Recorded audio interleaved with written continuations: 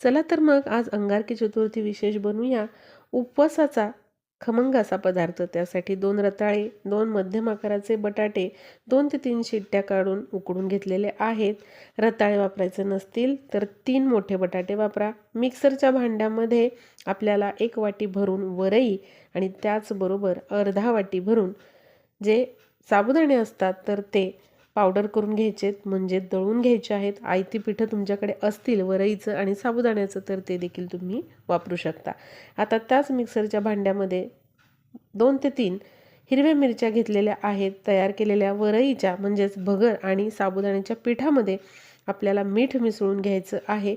त्याचबरोबर उकडून घेतलेला बटाटा, त्याचबरोबर आपल्याला उकडून घेतलेले रताळे जे आहे तर ते असे किसून घ्यायचे आहे।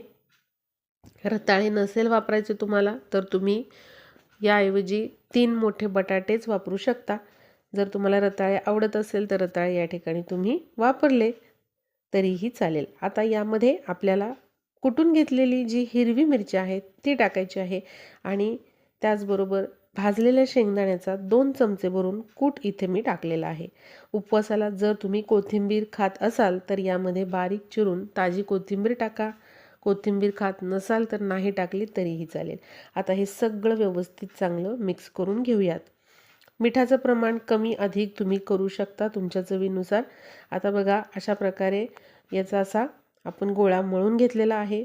थोडंसं तेल किंवा तूप याला लावून घ्यायचं। आता एक प्लास्टिकचा पेपर घ्या, त्याला तेल किंवा तूप लावून घ्या पोलपटावर, तो आपल्याला पेपर ठेवायचा आहे। याचा पिठाचा छोटासा गोळा घ्या आणि याचं थालीपीठ आपल्याला थापून घ्यायचं आहे। हाताला थोडंसं पाणी लावून आपल्याला हे थालीपीठ अशा प्रकारे थापून घ्यायचं आहे। अतिशय झटकीपट होणारी रेसिपी आहे।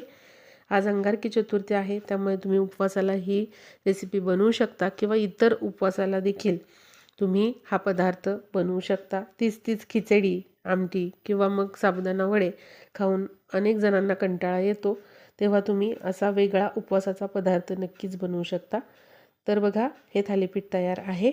आता तवा गरम करून घेतलेला आहे, त्यावर तूप किंवा तेल तुम्ही टाकू शकता आणि अशा प्रकारे गरम तव्यावर मस्त असं हे थालीपीठ आपल्याला शेकून घ्यायचं आहे।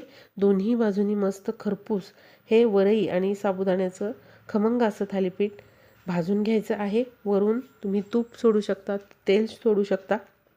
तर या ठिकाणी बघा हे झटकीपट असं थालीपीठ तयार आहे। दह्याबरोबर किंवा उपवासाच्या आमटीबरोबर तुम्ही सर्व करू शकता।